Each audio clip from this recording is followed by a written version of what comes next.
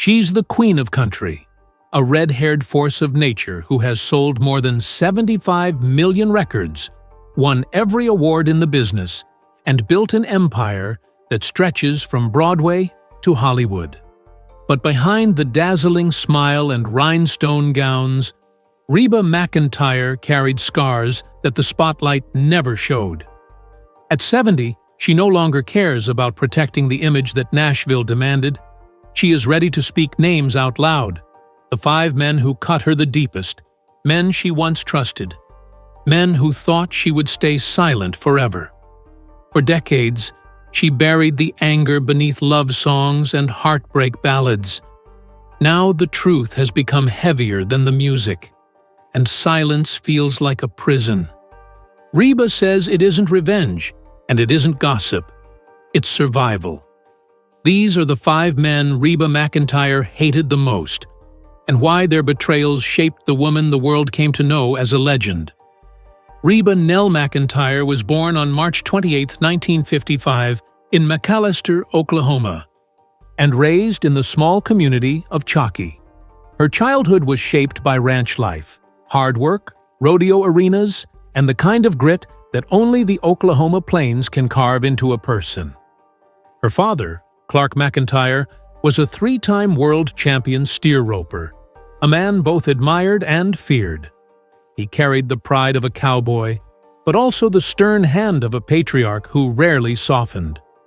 For Reba, music was an escape from that rough world. She sang in the car with her siblings, harmonizing on long rides to rodeos, her voice standing out even in those early days. It was her mother, Jacqueline, who noticed her talent and encouraged her. But behind this simple, close-knit life was a first betrayal, one that came not from Nashville, not from Hollywood, but from within her own circle. Reba has often spoken about how her father's toughness shaped her, but it wasn't until later in life that she admitted just how deeply his dismissive words cut her. He never truly believed in her music. He told her over and over that singing wasn't a real job, that it was foolishness. Those words burned into her memory. At times, he even told her flatly that she didn't have the talent to make it. For a young girl with dreams bigger than the pastures of Chalky, those words were poison. And yet, they also became fuel. She hated the doubt, hated the dismissals, and hated that her own father, the man she most wanted to impress, couldn't see what her mother saw. It was her first taste of how men, especially powerful men in her life, would try to define her limits. That wound hardened her. Instead of breaking down, she doubled her efforts. She studied music at Southeastern Oklahoma State University, while also singing at rodeos and small gigs. Every time her father brushed off her ambitions, she vowed to prove him wrong. And when fate intervened, when she sang the national anthem at the 1974 National Finals Rodeo in Oklahoma City and caught the attention of country singer Red Steagall, it was like destiny had finally opened the gate. Still, even as her star began to rise, the sting of her father's disbelief stayed with her. She would later confess that it pushed her harder than any fan, critic, or manager ever could. Deep down, she hated that he never gave her the validation she craved. And that silent resentment remained, even as the world began to recognize her as one of the greatest voices country music had ever heard. The first man on Reba McEntire's list wasn't a cheating lover or a crooked businessman. It was her father, Clark McEntire, the man who unknowingly taught her that hate can live alongside love, and that sometimes the deepest wounds don't come from strangers, but from the people whose approval we seek the most. When Reba first arrived in Nashville in the mid-1970s, the city was a maze of backroom deals, smoky bars, and gatekeepers who controlled every doorway to stardom. For a young woman from Oklahoma, polite but stubborn, the industry was a storm waiting to test her. Her voice was undeniable, but her confidence was often met with cold stares from men who believed that country music should remain a man's game. She signed her first record deal in 1975, but the machine that was supposed to lift her up instead nearly buried her. Executives told her what songs to sing, how to dress, even how to smile. They saw her not as an artist, but as a product, another voice they could package into the Nashville assembly line. Among those executives was a man whose name Reba rarely speaks, but whose influence nearly derailed her. He dismissed her ambition to record ballads and story-driven songs, insisting she stick to safe, cookie-cutter material that never matched her true voice. He made it clear that she was replaceable, just another small-town girl who could be swapped out if she didn't play by his rules. Reba hated him, not only for what he said, but for what he represented. The arrogance of an industry built by men who never believed a woman could lead it. She would later describe how powerless she felt in those early years, trapped by contracts and surrounded by men who laughed when she tried to push back. They wanted her quiet, pretty, and obedient. But that wasn't who Reba was. By the late 1970s and early 1980s, she had begun to push harder, recording material that suited her voice even when executives resisted. When her 1984 album, My Kind of Country, broke through, it wasn't just a victory for Reba. It was a declaration of war against every man who said she wasn't good enough, every executive who told her to stay in her lane. She proved them wrong with platinum records, sold-out tours, and a voice that refused to be silenced. The man who underestimated her became a symbol of all those in power who tried to shrink her spirit. In private, she admitted how deeply she hated that period, how much it burned inside her to know that someone with so much control over her future wanted her to fail. But that hatred became her shield. It drove her to take creative control, to become one of the first female country stars to truly command her career. She built a reputation not just as a singer, but as a businesswoman who could outsmart and outlast the Nashville machine. In time, she didn't just beat the men who tried to control her, she replaced them at the top. Yet she never forgot his face, his words, his dismissals. To Reba, he was the second man on her list, the embodiment of a system that tried to bury her before she could bloom. As Reba's career began to rise, her personal life became a battlefield of its own. Fame brought attention, but it also brought betrayal in the form of love that turned sour. In 1976, she married Charlie Battles, a steer wrestler more than a decade older than her, a man who at first seemed like a protector, someone who understood the rodeo grit of her upbringing. But behind closed doors, their marriage was marked by control and resentment. Charlie wanted Reba at home, not on the stage. He wanted her energy poured into him, not into an audience of thousands. When she traveled for concerts, arguments followed. He grew jealous of her success, of the way crowds adored her, of the independence fame gave her. And yet Reba, raised in a world where loyalty was everything, stayed. She poured her heart into the marriage even as it drained her spirit. For years she tried to balance being a wife and being a star, but the more her career exploded, the more the cracks in their marriage widened. By the mid-1980s, she was a household name, winning Female Vocalist of the Year at the CMAs, selling out venues, and becoming the face of a new generation of country music. But at home, the tension had turned unbearable. Charlie dismissed her dreams, mocked her ambitions, and tried to remind her that no matter how big she became, she still belonged to him. Reba later admitted that leaving Charlie was one of the hardest decisions she ever made. In 1987, after 11 years of marriage, she filed for divorce. She hated the man he became, hated the way he tried to chain her success to his ego, hated that he could not celebrate her victories because they made him feel small. But in hating him, she also found her freedom. It was a lesson in self-respect, in realizing that no crown is worth wearing if it comes with shackles. That chapter closed, but the scars remained. She would fall in love again, this time with her manager, Narvel Blackstock. Their relationship began with passion and partnership. Narvel believed in her talent and helped steer her career into even greater success. From arena tours to television stardom. For a while, it felt like she had finally found a man who could walk beside her instead of trying to pull her back. But years later, even that love turned cold. When their marriage ended in 2015, after 26 years together, Reba described the split as a shock she never saw coming.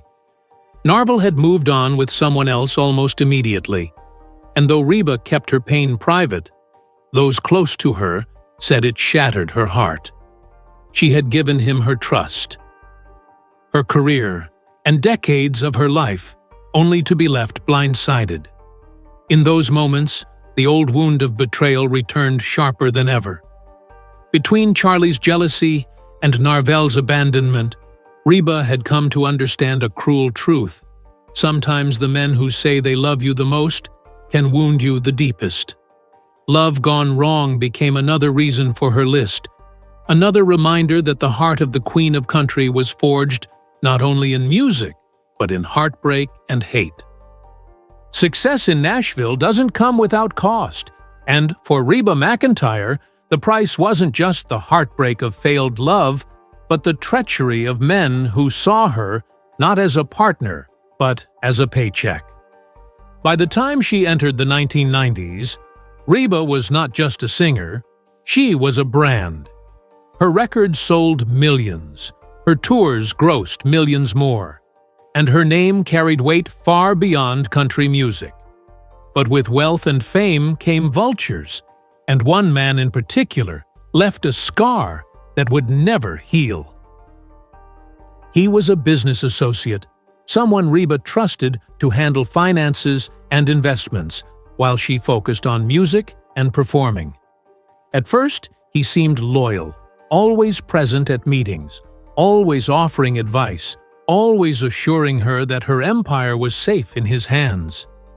But behind the polished suits and reassuring words was a scheme that nearly cost her everything. Reba discovered too late that he had been siphoning money, cutting corners, and using her name for his own gain. It wasn't just the betrayal of stolen dollars, it was the betrayal of trust. For a woman who had built her career on loyalty, who prided herself on treating her team like family, the revelation was a crushing blow. She had believed in him, defended him, even ignored whispers of dishonesty from others in the industry. And when the truth came crashing down, she was left humiliated and furious. She hated not only what he had done, but how foolish it made her feel. In private, she admitted that business betrayal felt even worse than romantic betrayal, because love at least comes with risk, but business is supposed to be built on clarity and honesty. To be tricked in that world felt like having the ground ripped from beneath her boots. It changed the way she operated. From that point on, Reba became far more guarded, far more careful about who she allowed into her financial circle. She began taking control of every aspect of her empire, overseeing contracts, scrutinizing deals, ensuring that no man would ever again have the power to rob her blind. And yet, the hate lingered. Even decades later, when speaking about trust, she would allude to those betrayals, to the kind of men who smile at you while quietly cutting the strings beneath your feet.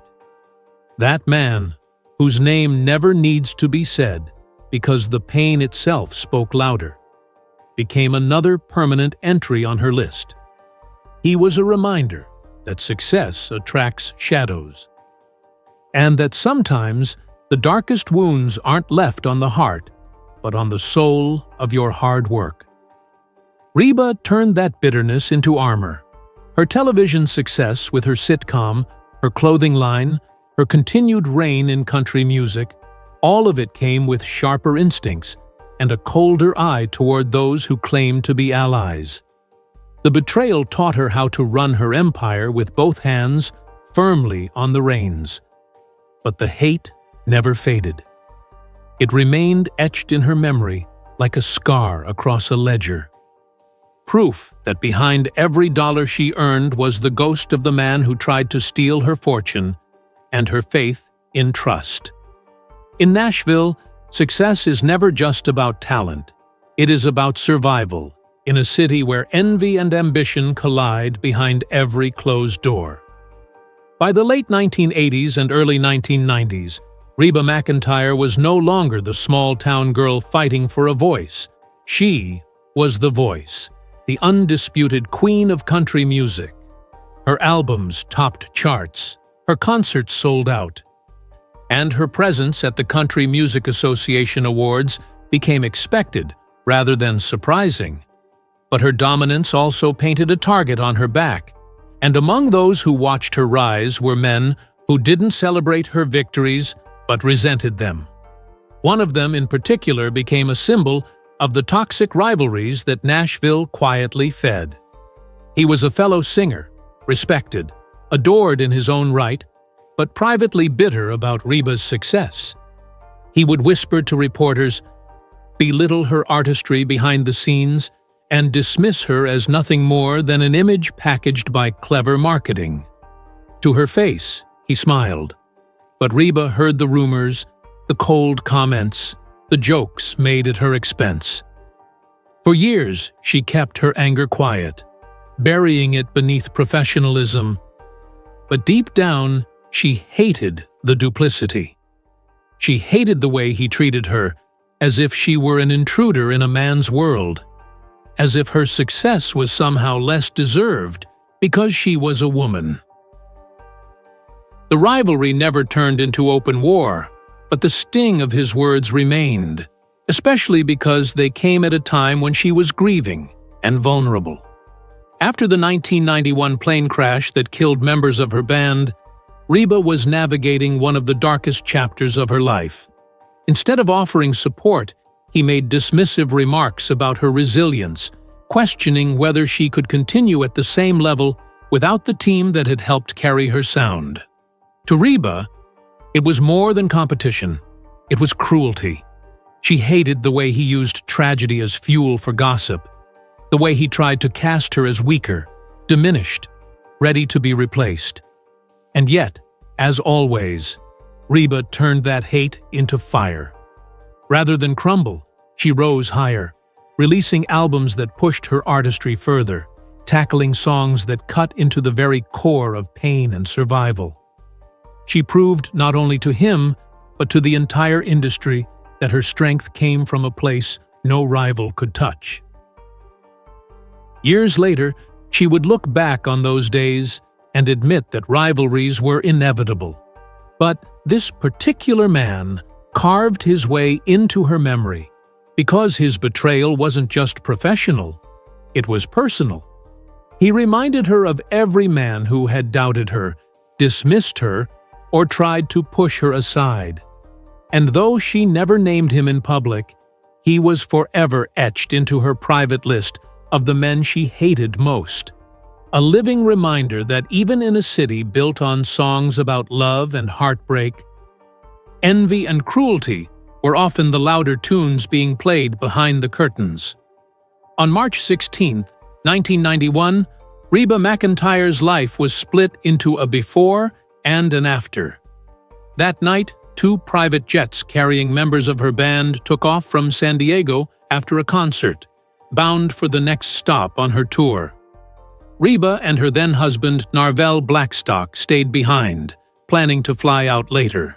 But tragedy struck just minutes after takeoff. One of the planes crashed into the side of Otay Mountain, killing all 8 people on board, 7 members of Reba's band and her tour manager. The news shattered her world. She was not just losing colleagues, she was losing family, people who had stood beside her night after night on stage, who had built her music from the ground up with her. For weeks, she was inconsolable, locked in grief that threatened to silence her forever. She admitted later that she cried until her body gave out, that she wondered if her career, her very will to sing, had died with them. But out of that darkness came a lesson about betrayal. Not from the men she hated personally, but from life itself, from fate that had once again proven merciless. She hated the randomness of it, hated that she had been spared while her bandmates perished, hated that no amount of fame or power could shield her from the cruelty of tragedy. That hate was different, rawer, less directed at a single face, but still carving scars that shaped her heart. And in the months that followed, when whispers in Nashville suggested that she might not recover, that her career might falter, Reba turned her pain into defiance. She poured her grief into her 1991 album, For My Broken Heart, which became not only a tribute to the lives lost, but also one of the most acclaimed works of her career. Every note carried the weight of survival, every lyric the ache of loss, and the determination to keep going. Audiences heard not just a singer, but a woman standing on the edge of despair and choosing to live. In private, she admitted that the hate she felt toward fate never fully faded, that even decades later, she would still wake in the night thinking of the friends she lost on that mountain. But the tragedy also taught her something that tied back to the other betrayals she had endured. When life rips everything from you, you have two choices: crumble or rise. Reba rose higher than before, carrying her grief like a shield and her music like a weapon. The plane crash became a turning point in her story, a chapter of survival written not in triumph, but in resilience. And though it was not the act of one man, it stood alongside the betrayals of men she hated, because in her mind, fate itself had joined their ranks, reminding her that even when you give the world your best, it can still take everything in return. By the time Reba McEntire turned 70, she had carried the weight of 5 betrayals for a lifetime. Each man represented something different, but together they formed the gallery of scars that defined her strength. The first was her father, Clark McEntire, whose dismissals of her dream cut deeper than any critic could. He was the voice of doubt, the man who made her hate being underestimated, who forced her to build her career on a foundation of defiance. The second was the Nashville executive who treated her like a pawn, telling her she was replaceable, a doll in a system run by men. He was the face of the machine, a reminder that talent alone was not enough if you didn't fight for control. The third was Charlie Battles, the husband who resented her light, who tried to keep her tied to the kitchen while the world begged her to sing. He was the embodiment of love turned to chains, proof that jealousy can rot even the strongest vows. The fourth was Narvel Blackstock, the man who once seemed like her partner in both life and career, who managed her empire and shared her stage, only to leave her blindsided decades later when his love disappeared overnight. His betrayal was perhaps the most shocking, not because it came from an enemy, but because it came from the man she trusted most. And the fifth, the rival in Nashville who belittled her behind her back, who mocked her resilience in the wake of tragedy, who spread whispers that she could not survive without the people she lost. He was the voice of envy, the echo of every man who ever tried to erase her worth with words. Together, these 5 men became the shadows against which Reba carved her light. She hated them, yes, but more than that, she used them. Each insult, each betrayal, each wound became fuel for her music, her business, her determination to remain untouchable. And when she finally spoke of them, she did not do it with bitterness dripping from her tongue. She did it with clarity, with the calm voice of a woman who has lived enough years to know that silence can sometimes be its own prison. The unmasking was not about revenge. It was about truth. By naming the men she hated most, she was naming the battles that made her who she is. The queen of country, the survivor, the woman who turned scars into songs. At 70, she no longer feared the backlash. Nashville could whisper, critics could speculate, but Reba had already outlived them all in fame, in resilience, in legacy. The unmasking was her freedom, her final act of defiance against a world that had tried so many times to break her. At 70 years old, Reba McEntire stands as more than a singer, more than a businesswoman, more than an entertainer who conquered country music and television.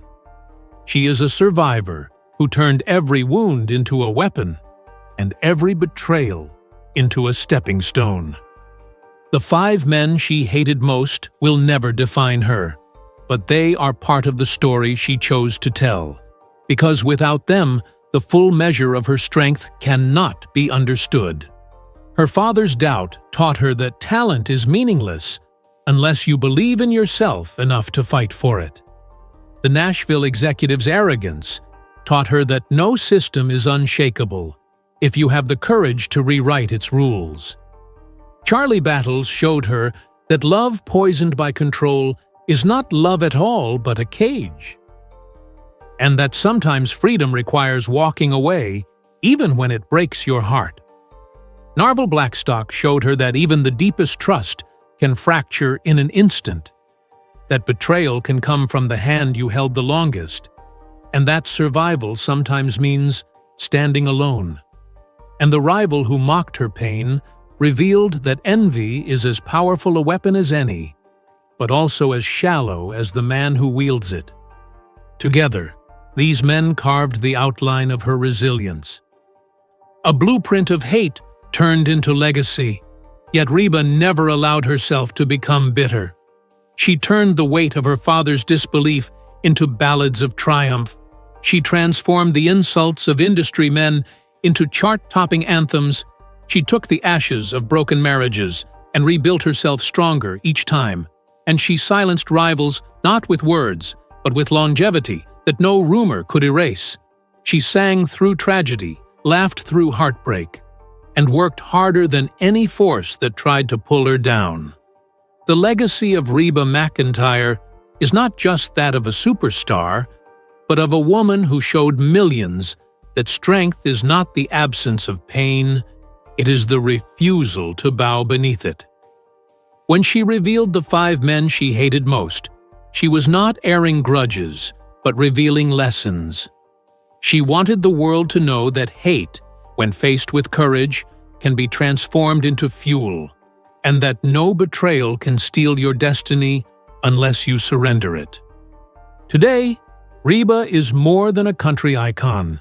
She is a symbol of survival, of grit, of a woman who lived through storms and came out not only alive but stronger, brighter, more unshakable than before. Fans see her on stage, smiling, fiery, still singing with the same power she carried as a young woman.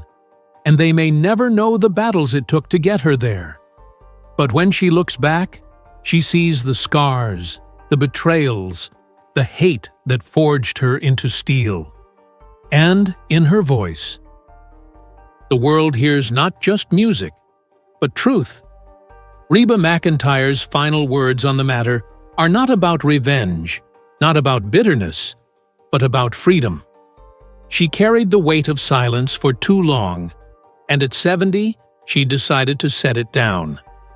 In doing so, she gave her fans not only songs, but wisdom, that even the deepest wounds can become the strongest foundations, and that sometimes the greatest legacy a woman can leave is not just her art, but her refusal to let anyone, no man, no betrayal, no tragedy define who she is.